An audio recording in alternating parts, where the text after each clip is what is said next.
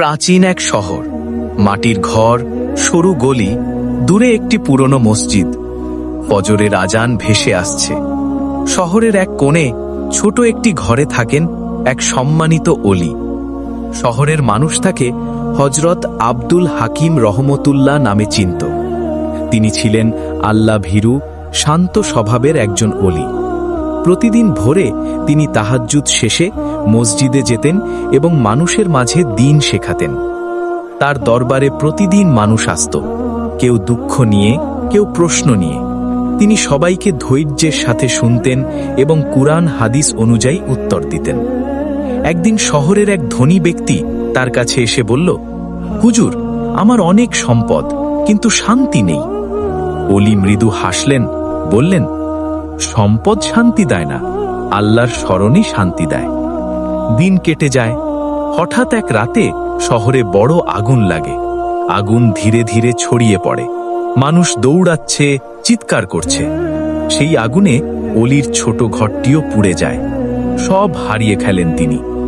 লোকজন দৌড়ে এসে বলে, হুজুর, আপনার সব শেষ হয়ে গেছে। তিনি শান্তভাবে আকাশের দিকে তাকিয়ে বলেন, আল্লাহ দিয়েছেন, আল্লাহ নিয়েছেন, নিশ্চয়ই এর মধ্যে হিকমত আছে। এরপর শুরু হয় তার কঠিন পরীক্ষা।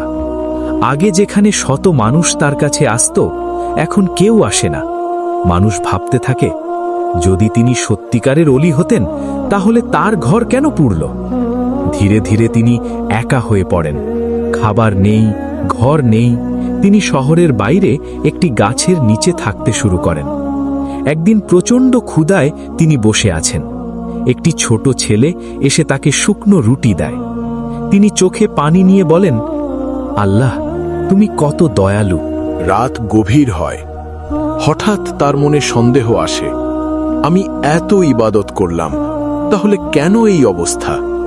তিনি সাথে সাথে কেঁদে ওঠেন, না, এটা শয়তানের কুমন্ত্রণা, আমি আল্লাহর উপর ভরসা রাখব।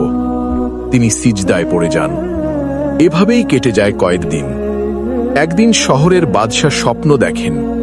এক নুরানি ব্যক্তি তাকে বলছেন, তোমার শহরের এক অলি কষ্টে আছে, তাকে খুঁজে বের করো। সকালে বাদশাহ সৈন্য নিয়ে বের হন। অনেক খোঁজার পর তারা সেই গাছের নিচে বসে থাকা অলিকে খুঁজে পায়।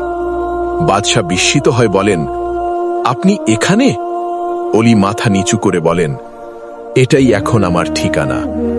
বাদশাহ কেঁদে ফেলেন। তিনি বলেন, আমি আপনাকে চিনতে পারিনি, আমাকে মাফ করুন। বাদশাহ তাকে নিজের প্রাসাদে নিয়ে যেতে চান, কিন্তু অলি বলেন, আমি এখানে ভালো আছি, আমার রব আমার সাথে আছেন।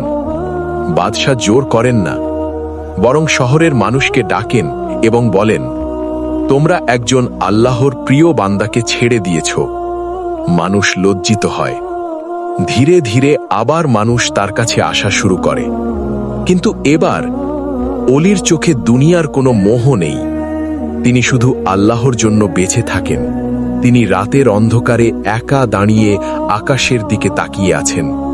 তার চোখে অশ্রু, ঠোঁটে হাসি। তিনি বলেন, হে আল্লাহ, তুমি আমাকে পরীক্ষা করেছ, আর আমি তোমাকেই পেয়েছি। শিক্ষণীয় বার্তা।